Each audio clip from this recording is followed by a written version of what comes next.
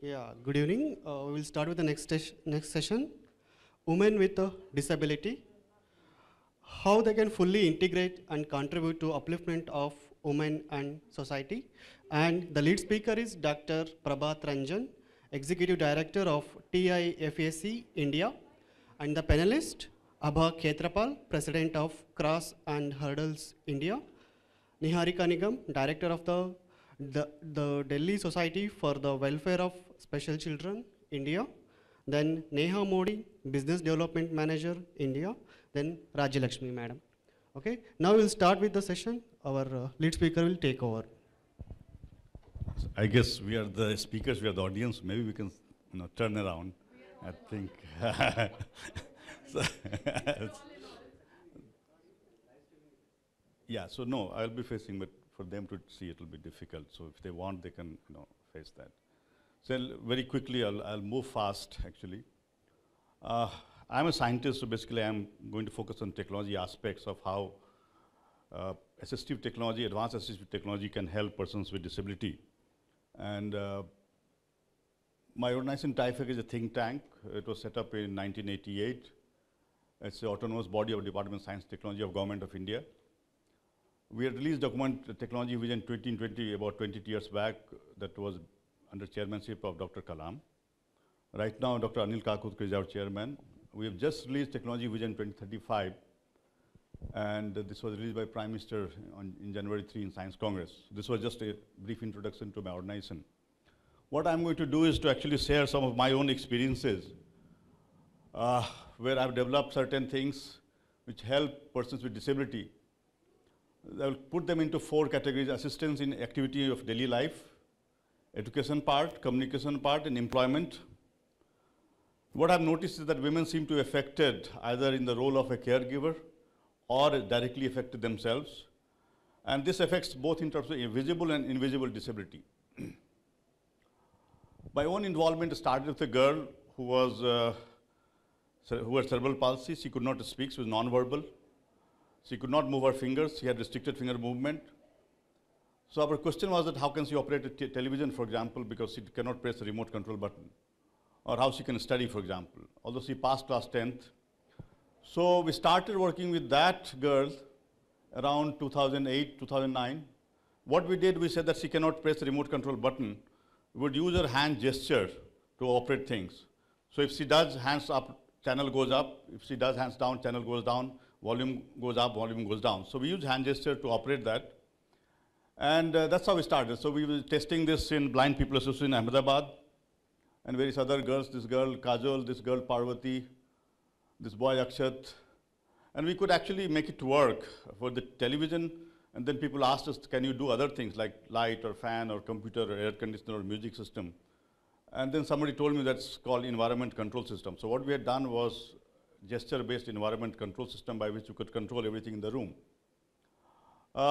This is one of the devices where you don't have to turn, you have to actually turn around just like a remote control. We point it out towards the device and operate it. And there's another device which is in 2 pieces. So a person, because many persons with disability cannot actually turn around, so this doesn't need moving around, so actually they can be sitting anywhere and control all the equipments in the room. This boy, Parth from Ahmedabad, this boy, Sumit from Delhi, this boy, his brother, Rohit, they cannot sit also. This girl, Neha from Delhi actually, and if you see her smile, I remember that she was 16, 17 years when I met her first. She's non-verbal, she cannot move. She does not have control over her hand movement also. So if she wants to raise her hand, actually she does go in a jerk. She tries to keep the hand, she'll thump. Her mother told me that sometime in the night when she tries to move her hand, actually she hits her so hard that she starts to cry in the night. She was very dependent on somebody else. She could not, she was non-verbal also. She wanted to watch TV, but she wanted somebody else to be there with her. When we gave her this device, since she could operate TV by herself, her first reaction was to throw out everybody from the room so that she could be independent. And that actually kind of, the smile reminds me always that changed her life and it changed my life as well. I moved around various places, social media, hospitals, and so on. We came across many people of various kinds of needs. I'll not go into details of those. But what was noticed, one thing was very important, that if somebody was economically productive, the society respected them, the family respected them. If they were not, they were left in the corner of a house. In fact, even the census people come, persons with disability are not given in census, because in India the belief is that it is a curse of past, karma. When I did the first one with hand gesture, people came to me who did not have hand movement or various other abilities that I had to work on. So I found this slogan in one of the schools that I'm associated with. It says, count the ability, not the disability. Focus on the positive part. So what you can do is rather than what you cannot do. So sometimes we say that, okay, this person does not have hand, this person does not have leg, rather than let's say that what the person can do. So they count the ability, not the disability. So I said that to make this possible, let's focus on all the abilities. For example, hand movement, leg movement, head movement, voice, eye movement, or eye blink. I remember one girl, Neha Agrawal from Delhi, her mother told me that she can only communicate through her eye movement. Facial expressions, in certain cases, conscious thoughts, muscle movement, and there are a couple of things more that we have added here. For example, touch screen based things that we are familiar with, or SIP and PUF devices. So for each of these, I use different technologies. The one that you see in the green are the ones that have been done in the lab, given to users. The yellow means that we have done in the lab, not given to user. White means work is going on. I would like to point out this particular one, BCI, brain-computer interface, because some of the things that I did used brain-computer interface. It's very interesting to talk about that. That was the input that based on the ability of the person, I take the input from them. And then I make them operate things that they want to do. For example, light, fan, TV, computer, or being able to speak through speech synthesis, or operate a wheelchair, for example. But also people came to me, told me that they want to open the door of the room, or main gate of the house, or a geyser, or a water tap. But what was very important was to actually make sure that we can make persons with disability employable irrespective of the ability they have. So I said that, can we operate a simple electrical machinery, for example? So if I, through my hand gesture, I can control a security barrier, or I can control a drill machine in the factory, I could have a job. So simple operations using the ability the person has would lead to possibility of employment. In fact, Employment News had covered this 3 years back in the front page story, because it's focusing on this aspect that technology can help in making persons with disability employable. For example, if you look at this girl, she's very famous, Sarita Dwivedi, Ava knows. She lost both her hand and one leg when she was a child playing on terrace. A power line fell on her. She had a dream of being able to drive a wheelchair. I'll not go into details of that, but we could move the joystick to the feet so she could operate this. She's an excellent painter. She can do excellent sculpture, embroidery, everything she can do. She's a President Award winner. In fact, I was just talking to her. What was very important was that she's always happy. Okay. Just now also, I was joking with her just before coming here. And I just told her that I will come. In fact, first time I went to meet her to Allahabad, I told that I'm coming. She said, yes, please come. I'm going to show you around the whole Allahabad. She does not have hands. She does not have only one leg, but still she had the courage to do that. In fact, I'll not go into this.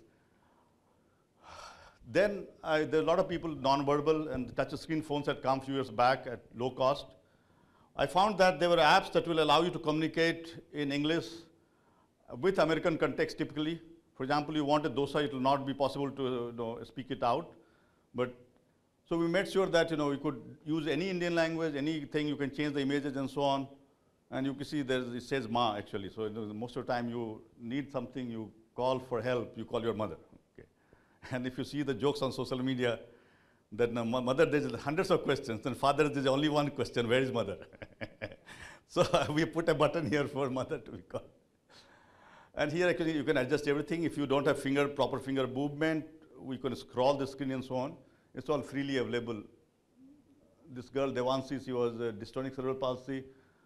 You can see the smile on her face. Very tough child, but I could learn how to work with her, and she could start to speak through the system. You can see this smile on her face.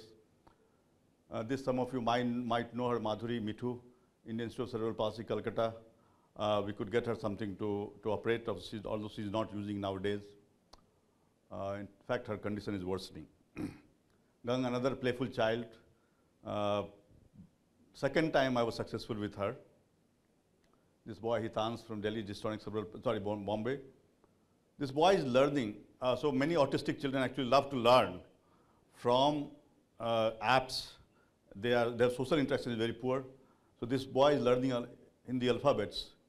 And here what he's doing is operating light and fan and other things by using touch screen devices. What I found was very important, especially for children, was that they should be able to play. And what I did was I put a remote control button for a toy train, so that actually through that they could control the toy train, because they cannot press something or they cannot control remote things. So that also we made. And that was very joyful for many of the children. When we come to the brain part, basically brain-computer interface work has been going on for a long time. I'm not going into details of this. But typically we capture EEG waves, or popularly known as brain waves. It's analyzed offline by the doctors and to understand what's going on. But today with technological development, it's possible to analyze the signals as we are receiving it. And then combine this with wireless communication, it led to development of neuro headsets, where we are cheap, and they're mostly developed in the beginning for playing computer games.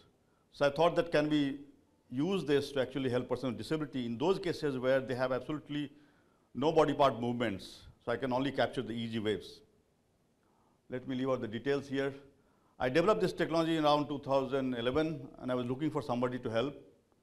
I was not finding anybody. I had a technology, but no persons. I tried very hard. Then fortunately, Rashmi Bansal, a famous author, some of you might know her, she got in touch with me saying that, can you help my batchmate Suresh, who was IIM Ahmedabad MBA. Rashmi was in both IIM Ahmedabad MBA in 93. Suresh had a brainstem stroke at the age of 32 in 99. He lost his voice. He can hear and see. He can take input, but he cannot express himself. He cannot communicate. Only way he can communicate through blink of his eyes. So he's in locked-in condition. So about 4 years back, we provided him with a brain-computer interface. It kind of changed his life. His wife told me that you have given him a second life. This is a video. This is a historic video in the sense that probably in India for the first time this kind of thing was being done, where what we have done is that we capture his head movement and map that to the mouse movement. So the cursor on the computer is being controlled by head movement, left, right, and up and down. We're given an on-screen keyboard. Abba, you were able to see? We've given an on-screen keyboard, so he selects the characters he wants to type and then blinks his eyes. The eye blink is captured by the brain waves, and through this starts to type. After 13 years, for the first time, he's typing by himself. What he wants to write, I ask this question many times, and people tell me that I will write my name or thank God. What he's writing his wife's name, Jayasri, Jaya in short form, 4 letters, Jaya. It took him 3 to 4 minutes to write those 4 letters because his head was shaking. Then he learned how to control that. So regularly now he writes for the last 4 years. Second day we showed him how he could control things around by himself. So there's a light bulb. He's controlling with the blink of his eyes. You'll see that this light goes on. He'll put it off. And you'll see the smile on his face, the happiness that brings him by doing very little things which we take for granted. I want to do many more things. I have not been able to do that. Unfortunately, we improved the system, so he's using this for a long time. It's covered in media, but what was really important was Rashmi Bansal herself saying that she thought it was a miracle. And she has lakhs of followers. But more important was Suresh himself writing, I can type. And he says that he told his batchmates who have set up funds for him that if I had told you that I can type, you would have laughed at me. But today with pride, I can say that I can type. In fact, this is his blog that he writes all the time. We also showed him how he could speak through the system, although he's not using it. Charu Khandal, another story where she was chief animator of Ravan movie. It did not get any award except for animation. She was chief animator. I think she was only 26 years of age at that time. She's from Jaipur. She gave a party, I think it was 25th March 2012. When the night of the party, it was over in the night, the midnight, she was traveling back home on an auto with her sister Mona and a boy Vikram. She was hit by a drunk driver. It had come in media quite a bit. She went into coma. After a few weeks, I met her. By the time she's recovered, she had C5, C6 injury, spinal cord injury. She could speak and move her head, but neck down, it was paralyzed. So I just showed her how she could operate things. Within 2-3 minutes, she could start to type. Computer was her life. Although she's not using it this way, you can see the stories covered in the media. I'm not going to those. Many other stories. I can capture expressive facial expressions, certain emotions, and certain cognitive thoughts. But for thoughts, I have to train it. Only few thoughts, which are up to fourth, which is related to motor cortex, related to movement. One more point that I want to show you is trying to do is to capture brain waves of persons with a vegetative state and trying to make them communicate yes and no, that's all. Because nobody knows what's going on. And actually, right now I have not been successful, but I don't get time nowadays to work on this. Last part that I want to cover is on learning disability. When I could capture brain waves, then I wanted to learn whether I can find out whether a child has a learning disability or intellectual disability as it's called now. And I found a scientist who had developed this technique of measuring brain waves and calculating beta 1 to theta ratio. Beta 1 is particular frequency band, and theta is another frequency band. Theta is like a noise, beta 1 is processing capability of the brain. So either the brain is too much noisy or the processing capability is poor, it can lead to learning disability. Once I found this out, then I said that can I improve this? So I learned a technique called brain wave, it should be brain wave entrainment, where through either audio or visual stimulus, one can actually control the brain waves. And advanced versions of that called neurofeedback, where you actually also give the stimulus and measure brain's response and then try to tune it further. And then I found that our own India's ancient techniques like yoga, pranayam, kundalini, and so on, they are also very helpful in many of these cases, which you don't consider. They can be useful in one or less efficient in another, so it depends on the situation. I started to help children with Down syndrome, ADD, ADHD, and so on. But I also found that I could help adults with insomnia, depression, migraine, and so on. And one of the girls, she was my student in the university. She missed my exam because of deep depression. And then I could help her. Within 2-3 days, she started to feel better. I gave her something that allowed her to sleep better without any medicine. And that helped her to get good sleep, and she started to feel much better. Last point that I wanted to make was of a lady from Delhi. Somebody referred to me that I know a lot about brain, which I don't. But people thought I'm working with brain waves, so maybe I could help her. She met me, and it was 2012. She told me various things. But she had, for 15 years, she was suffering from various kinds of problems, sleep disorder, like she couldn't sleep for 7 to 10 days, anxiety, memory loss, gas problem, and so on, all kind of things. She tried various allopathy, homeopathy, acupuncture, and all kind of things. Nothing helped. She wanted to give exam for 15 years. She used to fill forms twice a year of chartered accountancy. 30 times she filled the form, but she could not give exam because she could not retain things in memory. She said that I used to study, understand, but nothing will be retained in the memory, so she could not give exam. So this happened 30 times, because 15 years, twice she used to, and she was insistent on overcoming this. So it was at that time that she met me. I gave her some sounds so that she could sleep better. Also slightly improve the memory, so the 3-4 days you could retain. And then something else happened, actually. I suffered a health problem. I had gallbladder stones. I think I've told you about this. And doctors do surgery and remove the gallbladder along with the stones. So in Hindi, we say that na rahega baans na bajegi bansuri. So you kind of remove the gallbladder itself.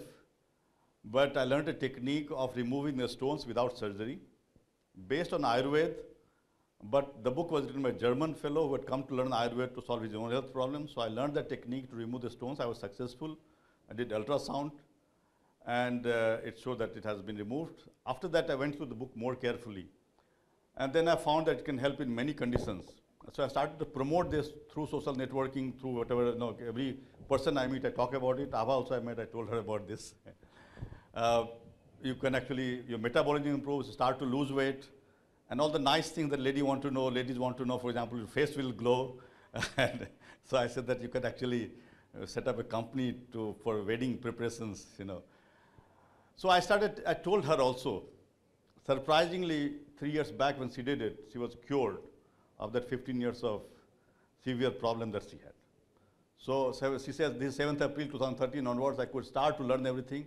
Whatever I studied, I would be able to retain my mind.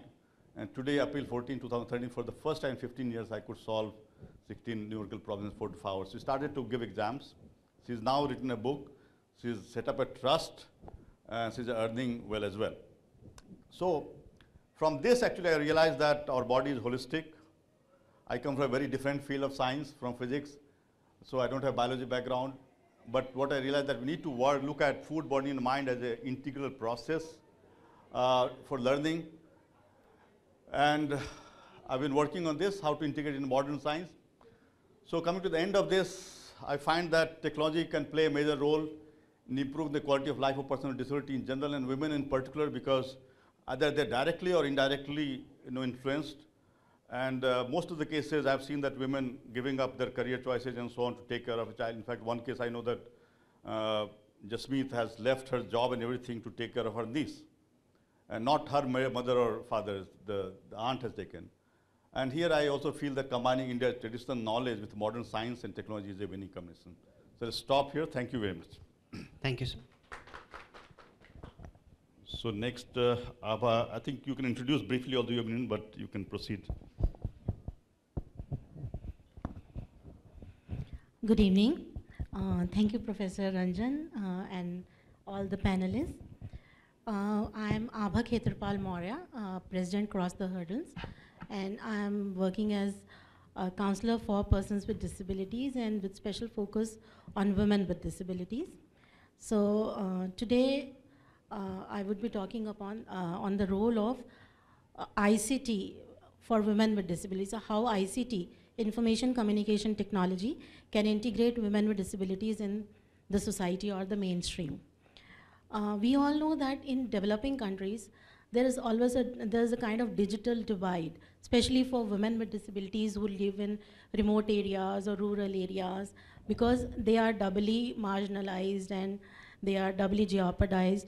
Means they do not have the opportunity for education, employment, and even they suffer from stigma, isolation, and stereotyping.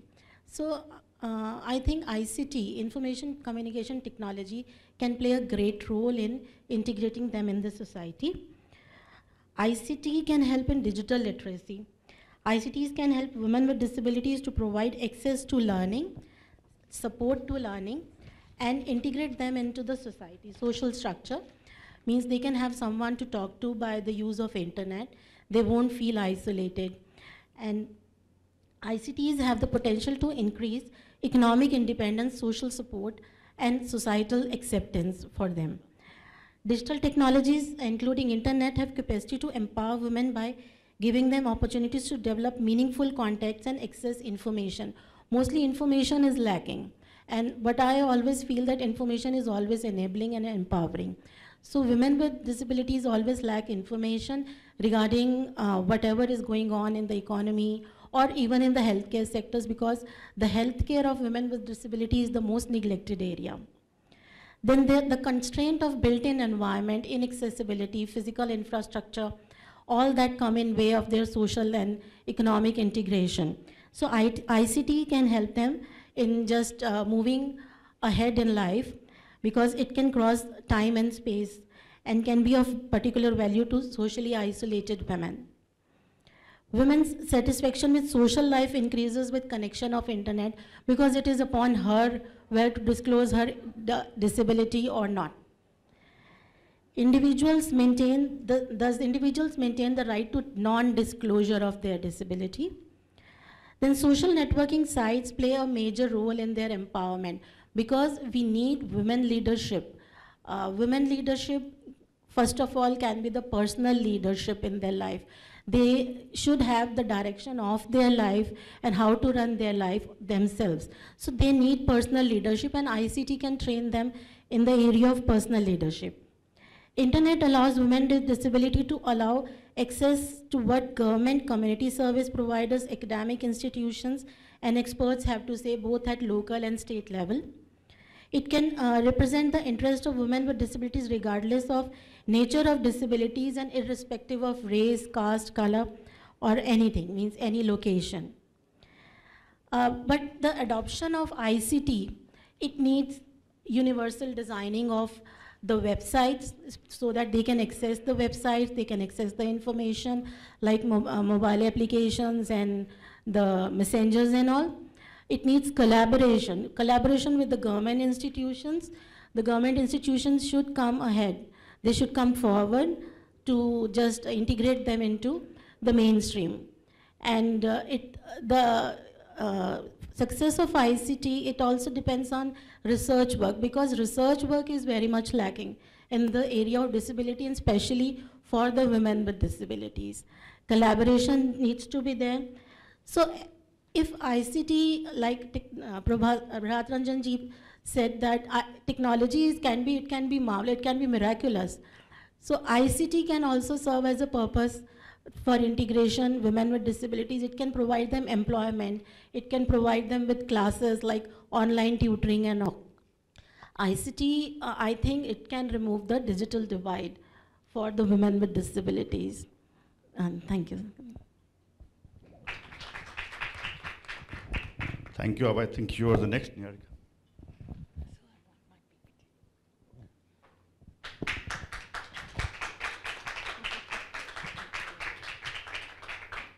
Something to move that around. How do I operate that? You have to double click at times. How will you know that? Yeah, yeah.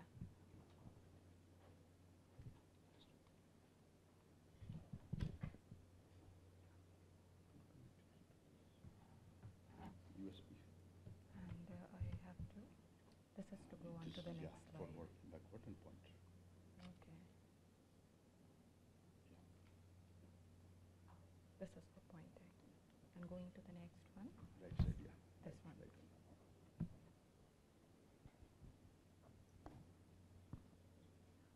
Very good afternoon, everybody. I thank the organizers of WEF, Professor Prabhat Ranjan, and my friend Abha for referring my name for this wonderful forum. Thank you. I'm here to talk upon for women with disability and how they can fully integrate and contribute to upliftment of women in society. Mahatma Gandhi rightly said, women is the companion of man, gifted with equal mental capacity. I'm going to cover on and look upon the journey of women with or without disabilities in Indian context. Let us see how women's journey has been. Women's contribution towards economic progress. Women in rural India, despite suffering from the problems like health, malnutrition, repeated childbearing, and lack of education, engage themselves in direct and indirect agricultural activities, run small shops, sell byproducts or handcraft products, and thus generate additional income for the family. A Government of India study shows that more than 40% of rural women directly or indirectly contribute to the upliftment of their families and thereby bringing social change. As Harriet Beecher Stowe rightly said, women are the real architects of society. We all believe on that. In urban India, the lowest strata women, despite the lack of education and facing problems like shelter, have been catering to social changes and economic development by contributing as a substantial labor force in various industries like construction of residential and commercial buildings, roads, water bodies, engaging in various domestic and community services. Every now and then we have heard stories on social media also that there have been women who've come out of their world and they've said that say no to dowry. Or if there's no proper sanitation in the houses, then they say that first and foremost need is for sanitation and then they will stay in the in-laws' house. So there have been many stories which have been shared on the social media. Historically in India also, women's participation in social changes, politics, decision-making remains significant. The contribution of Pratibha Patil, Indira Gandhi, Annie Besant, Mahadevi Verma, and a lot more whom I'm not able to name have given their contributions significantly. Women got empowered and moved to participate further in all spheres of services, namely financial, administrative, judicial, education, to name some few. The presence of women in various decision-making bodies helped them develop confidence among other women, opening up possibilities for future. How their road to success have been by working together to forge solidarity and unity among themselves. I've highlighted and I've bolded those points which is actually needed for women to get together, whether it is with or without disabilities. Together, they have been able to lobby and influence the enactment of laws that protect and promote the rights of women. Vast network of women groups such as NGOs, associations, cooperatives at the grassroots level have played a pivotal role in providing empowerment initiatives. This resulted in socio-economic development and income-generating activities, paving the way for sustainable development and economic growth of the country. People with disabilities are actually marginalized from mainstream society in many ways, but within the disabled community, there is a large group of people who are even more disadvantaged and oppressed. The women with disabilities. But that's a very happy figure, and I wanted to bring in this figure because I didn't want to show a gloomy face here. An overview says that 1 billion people, or 15% of the world's population, experience some form of disability, and disability prevalence is higher for developing countries. In India, out of the total of 26 crores, 81 lakhs approximately, 55.9% are males and 44.1% are females. Girls and women of all ages in any form are often marginalized, they are more vulnerable, and they are often invisible. Because they lack education, they are denied reproductive health care, forced sterilization, they are more prone to exploitation, sexual abuse, neglect, gender-based violence, maltreatment. They are also victims of twofold discrimination, a person with disability and being a woman. They face cultural barriers, legal barriers, institutional barriers. The mainstream women movements have also remained oblivious to the needs of this group in the past. The disability movement too has not paid much attention to the particular needs of disabled women. Hence they remain at the periphery. It could only bring subtle changes in the status of women. The exclusion and violence against women and girls with disabilities definitely carries a heavy financial and social consequences. Perhaps because of the challenges they've faced, they're poised to be great leaders. How women with disability can be contributing members is first and foremost by being more aware of their needs, by being able to organize resources to meet up their needs, by being connected, digital inclusion. Abha has actually spoken about it. By breaking physical and attitudinal barriers which are created around them by the society. By taking appropriate education and training programs. By being economically independent. By widening the scope of employment for themselves. Let us not restrict ourselves to just a few of the employment opportunities shown by the society. By being technologically advanced to meet up day-to-day challenges. Like Professor Ranjan has talked about assistive technology wonderfully. By having a positive self-image and by being an agent of change themselves rather than depending on others. And above all, by believing on themselves. Our role as society is for preventing abuse. We have to give them the wholehearted acceptance, freedom of expression, and by prioritizing their interests. Role of ICT I must skip because Abha has already talked about it, but I feel it is a very powerful tool in enabling and empowering a person, give a complete ability to communicate, to share, to gain knowledge and all. And media also plays a very important role. We can form self-help groups for women. There can be training and self-advocacy for making them aware of their rights. Mainstream women movement rights of, the mainstream women movements also should highlight the rights of women with disabilities. Government should frame policies catering to women with disability. And there should be training to boost their self-concept and image. Access to education, healthcare facilities, employment opportunities, knowledge regarding existing legislation and facilities for the disabled. Sharon Angle rightly said there is a plan and a purpose, a value to every life, no matter what its location, age, gender, disability. Mother Teresa, Indira Nooyi, Kiran Majumdar-Shaw, Chanda Kochhar. I am not talking about where they're working. I think it's quite obvious and they're quite famous names. Preeti Srinivasan. She met with an accident during swimming and she was the captain of the below, okay, I'm just going to finish, sir. And she was the captain of below 18 women's cricket team in Tamil Nadu. Sudha Chandran, everybody knows about her.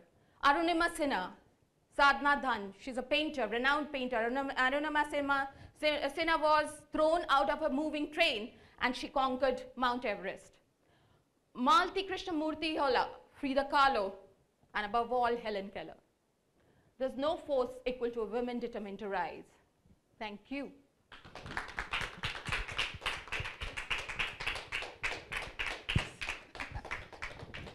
Thank you, ma'am. Next. I guess, Neha, you are the next in the line.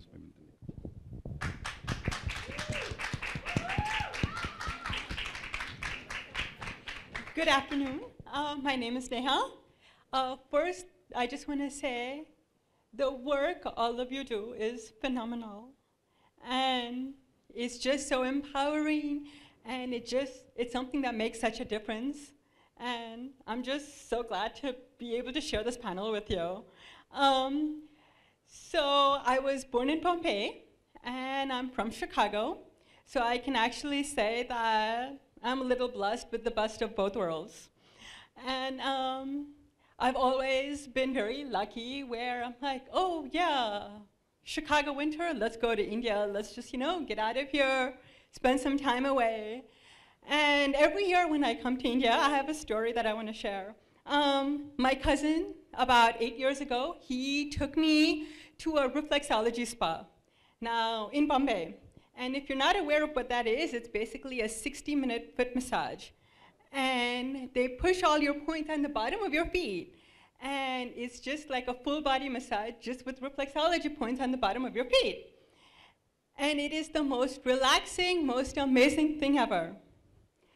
But here is what I thought, it blew my mind. So he takes me to the spa. It's called Meta Reflexology Spa. And I'm going in there and I'm like, Shilpa, this is the best thing I have ever been to. And she goes, can I tell you something? I'm like, sure. Everyone working there is blind. They're either partially blind or completely blind. And I was like, you're kidding me.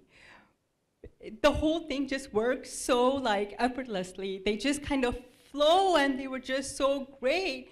And I was like, this is amazing. This is what you want to see more of. This is just so empowering. And one of the great things about this spa was I felt, or maybe it was just the day I went, but 90% of everyone working there, they were all women, mostly in their teens, young adults, late teens, early 20s, early 30s. And I was just like, oh, wow.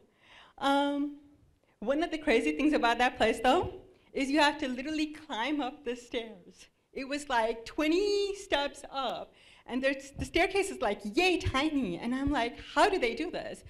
But there's a way they do this. Growing up in America, I've learned that a disability doesn't define you as a person. A disability is just one part of who you are. There's so much more. People in America overlook that. They look at what you can do instead of what you cannot do. But then I come to India and I look at how our society functions. And unfortunately, our society spends so much time focusing on what you cannot do. If today you were to be like, here's someone who has this disability, all your accomplishments get washed off. All that you have achieved is just not significant anymore. All you focus on is, oh, but this is what they cannot do. I'd like to share a little bit about myself. So for the last 15 years, I am a professional liability underwriter. Having lived in Chicago, I have also worked with an event management company where we've done celebrity shows, we've worked with fashion shows, just a lot to bring the Indian culture a little closer to home while living in Chicago. I am also a PR executive for a bi-weekly newspaper. In 2003 or 4, I spent about 4 years being an online radio show host. And it was during the whole internet radio boom. And it was awesome. I loved it. Entertainment is my life. I thought it was just, wow, this is so great. Now, why do I share this? Because 16 years ago, I woke up one fine morning when I was 20 years old, and I couldn't hear anymore. I woke up with complete and absolute hearing loss. So how do I go about my life? I can either sulk in a corner, or you kind of lift yourself up and you move forward. And I think that is what we need to start focusing on. I like to share my story because it seems one of those things that, yeah, this is what I have accomplished, this is what I can do. Why not focus on that? Now, if the first thing I mention to someone is like, hi, my name is Neha, I cannot hear, can you please look at me and talk because I need to lip read? You're just kind of gonna be you're gonna step back a little bit, you're gonna look at me a little differently, you're probably gonna judge me a little differently, you're probably gonna assume what I cannot do. If I was like, hi, I cannot hear, but, oh, yeah, this is what I can. You almost already have like a preconceived notion that, no, that's not really possible. She didn't really do that. She's not really able to do that, but she cannot hear. There's so much every time I come to India, it actually frustrates me a little bit because I feel like everyone here focuses so much on what you cannot do. It's like it defines you all of a sudden. When I lost my hearing, this is a story that is very close to me that I want to share because it really hits home on the mindset that so many people have when it comes to a disability. So, you know, grew up, you're a straight A student, you do great, I'm an engineering student, life is good, everything is great, everyone's just, you know, you're moving in, you're gonna be so successful in life. Wake up one morning, all of a sudden I cannot hear. Now the same people who are always praising me, the same people who are always like, she's gonna go so far. Oh. The same people who are always praising her, all of a sudden it's like, whoa, what is she gonna do now? How is she gonna live? Where is she gonna go? Who's gonna marry her? I mean, all of a sudden everything that you can and cannot do is just wiped out. And the fact that you cannot hear takes center stage. And that is something that we need to work on changing. And as women, forget just women with disability, but as women, we have the power to shape our society. As women, we raise our children, we raise our family. It's important for us to empower, teach our kids, teach our family to be more accepting, to look past what somebody cannot do and focus on what somebody can do, to overlook their disability and be like, okay, so she cannot pick up the phone and talk, all right, fine, text me. You know, someone cannot see, okay, so you cannot see, but maybe their sense of, their musical sense is amazing, or they have another superpower. You know, it's just, we have to make sure that as society, as women, as society on a whole, just look at what people can do. Stop overlooking what they cannot do. Start focusing on that. And it was just, I think you had that quote, like, it's a person's ability that counts, not their disability. We all have our limitations. The only difference is people with a disability have to wear their limitations on their sleeve for the entire world to see and judge. Everyone has them. We all have something that we cannot do, but some of us just hide it a little better than the others. Be more accepting, you know? And I think that is where women can play such an important role in the whole thing, because we really have the power to shape our lives, to shape the life of all those around us. Yeah.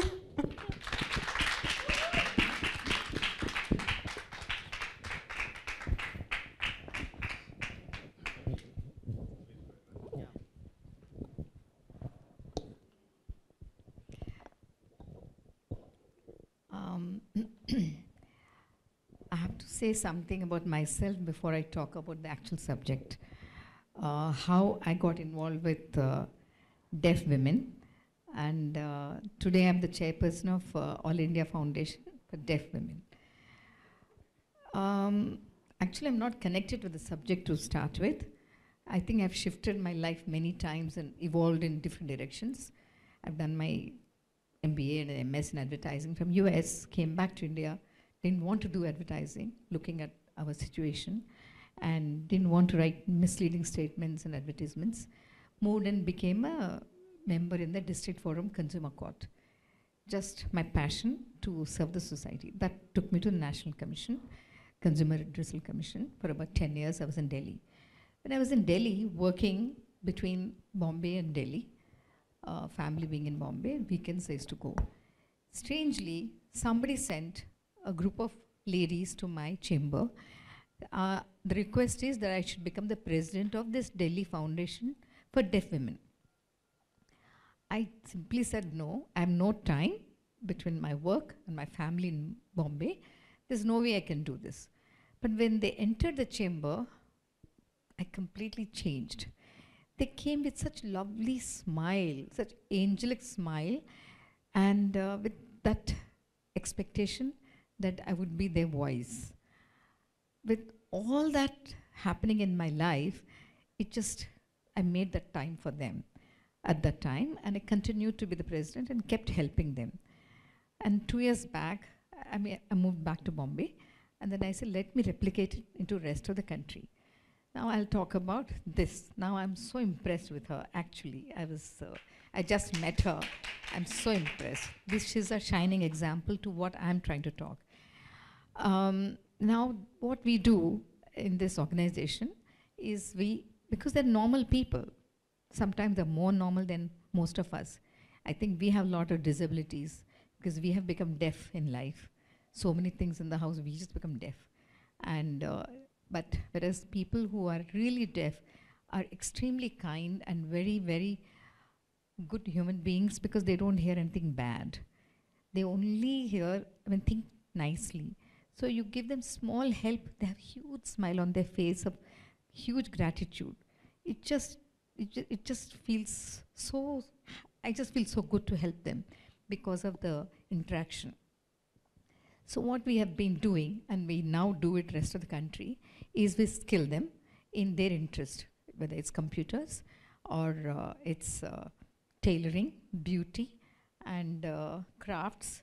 I'm pushing them a lot more on the computer skills so that they can be safe, because I find many families treat their daughters who have this disability, normally they hide them. They don't allow them to go out because in case anything happens to them, and they're afraid. So this way, by training them, they get a job and they have a lot of self-esteem and confidence. And they get jobs and then they're on their own. They're not a liability to parents. And what we do after skilling them, once a year, we do something very interesting. We call a function called Pranay Milan, which this year was our 25th year, and we just celebrated with a whole lot of people. What we do, we call boys and girls who are deaf with their families. So each boy and each girl come and just do the sign language, and they communicate to everybody what they want in their spouse. And we also invite the parents. So the parents actually speak on the mic and say what their expectations are. And then they meet up that day and the next 2 months, and they find out who's the right person, and they get married. You skill them and you settle them. You know, something which they were so negatively looked at by the society, they suddenly become very positive. They're like anybody else, and their children are mostly normal, and they're in the mainstream of life. In 3, 4, 5 years, just by holding their hand, they're on their own. And they're just a happy family. And I asked those kids born to these people, and they're so in love with their parents. They never felt that was a problem for them. So I feel this sector of people, we must make sure that they are part of the society. And it's very heartwarming that now we have chapters in Hyderabad, Mumbai, Gujarat, Haryana, and Indore. We have interstate talent competitions, and they dance so beautifully. They do ballets without hearing anything, but perfection. And we have a legal seminar for them, All India Legal Seminar. So they have all the rights. As a daughter, she has all the rights. So property rights, any rights. So we educate them on that. And I'm now going to Indore for All India Talent Competition, so that they will all come from across the country. So that is where we bring them into mainstream of life in India. And I'm very happy to be associated. And I'm so happy to hear all of you, because rest of the speakers opened my eyes to different things that you're doing, of which I was not aware of.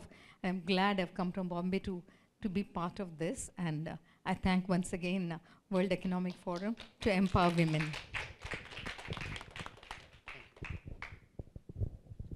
I guess we have 10 minutes for question answers, if there are any.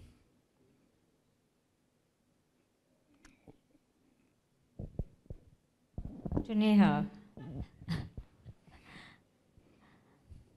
how do you instill so much of energy in you? So much of energy about human being and people at large being disabled, that emotion in us. The emotion in us. Excuse me? Yeah, it's okay. I'm just saying the emotion in us that you identified as being disabled. Everybody has that. How did you so beautifully bring it out? And also with that level of passion. What is it that made you talk about it?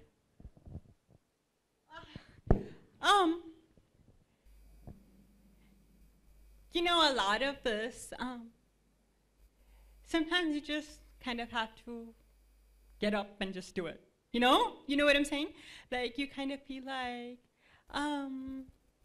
you can sulk, you can sit, you can sulk, or you can pick yourself up and just make the best out of it. One of the things I think is very important is, I think what restricts most of us is we're all scared of failure. And having done so much, like having had to reevaluate my life, having had to like pick it up and kind of restart and figure it out, I learned that what's the worst that can happen? You fail, okay. Then what? Try again, try again, try again until you find a way. And eventually you just kind of learn that, yeah, I'm capable of doing this. And I think everyone is capable of doing what they want to do, what they want to put their mind to, what they truly believe in. I don't know. I mean, I'm still kind of learning my way around this, to be very honest. You know what I'm saying? Yeah. Yes. Were you like this about 10, 15 years back? Were you like this? This happened when I was 19 years old. So at 19 years old, I was just like, hey, life is great. What can really go wrong, you know? You kind of go through the whole motions. Everything is great. But then one of the things that happened in my situation was music was my life. I could not do anything without music. I couldn't wake up without music. I couldn't go to sleep without music. I couldn't study without music. I mean, there was constantly music in the background. And when I woke up in the morning and I couldn't hear it, and I was like, life is over. My friends weren't like, oh, I can't pick up the phone and I can't call her. Oh my God, she can't listen to her music anymore. But you have to find a way. And one of the things I'm very grateful for is, that's what I say, women. As women, we shape our lives, we shape the lives of our family. My mom is my rock. My mom is my absolute strength. When this happened, I could either sit in a corner and, you know, be like, ah. But my mom is like, okay, so what has changed? You can still do everything you used to do 6 hours ago. You can still do absolutely everything. The only thing you cannot do is you can't hear. The only thing you cannot do is you cannot pick up the phone and call anymore. The only thing you cannot do is you cannot listen to music. But I'll tell you, I listen to music. There is constantly a song playing in my head. Like, I'm constantly singing in my head. So you just improvise. Oh, I can't hear it? This is the song I want to hear. This is the song that plays in my head. I mean, it's 24/7. But I just kind of feel like we all have the strength, we all have that willpower within us to really, truly do it. And what's more important are the people we surround ourselves with. I am so, so thankful for my family, for my friends, even my employers. So I came to India, and my boss is right here. Hi, Shivani. Hi. So, you know, I went to interview with Shivani, and I'll tell you, I just kind of walked in there, and I was like, hi, so here's my resume, this is what I can do, da da da da da da, please hire me. And she's like, okay, and I'm like, oh, by the way, I can't hear, you can't call me. And she's like, okay. So I'm like, okay, you know?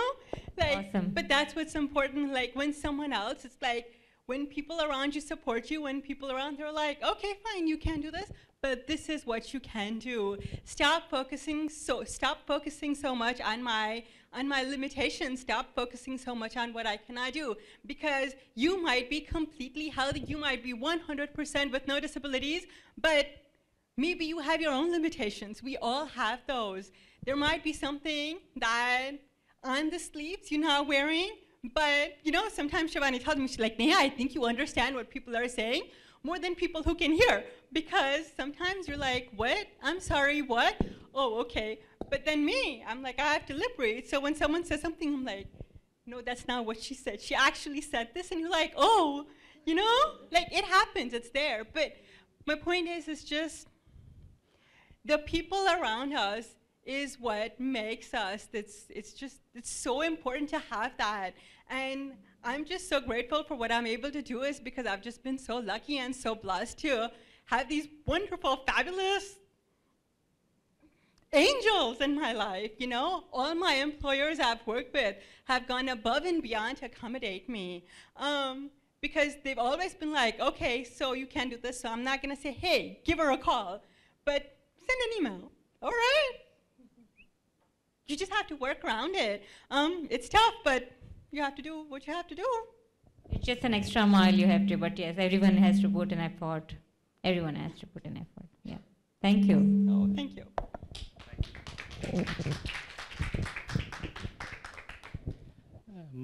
I'm Rajendra Maurya here. My question is to Dr. Prabhat. I saw your assistive devices. They are quite interesting and very much beneficial for the PWDs. My question is that what are you doing to promote these devices, and how a common person can get these devices, and what's the cost involved in it? Okay, very good question. Actually, I was a professor till 3 years back when I came to Delhi. Then whenever I would move around, I would carry these devices, give it out free to people.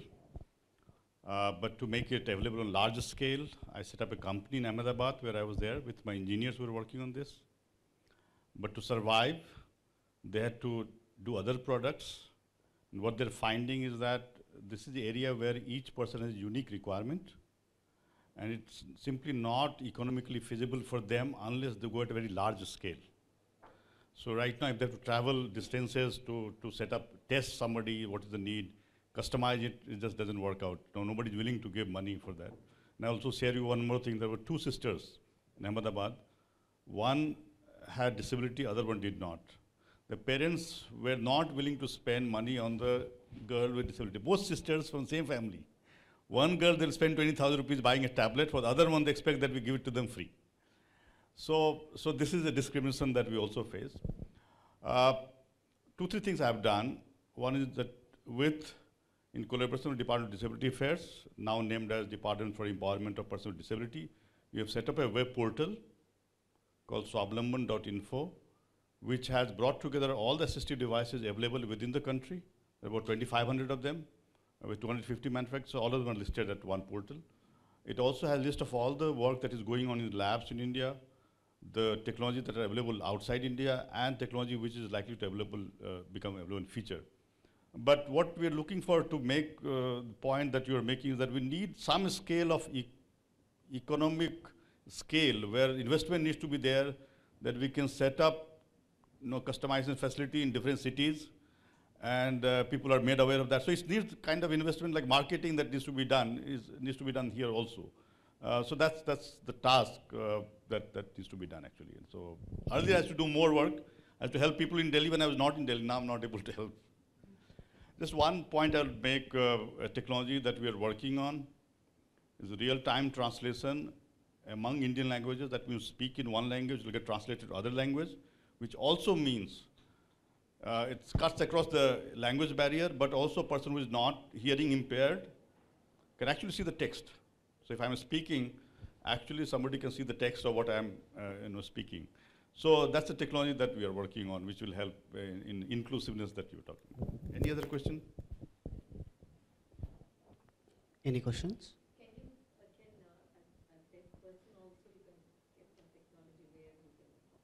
Yeah, so what I was saying was that the speech recognition has advanced quite a bit.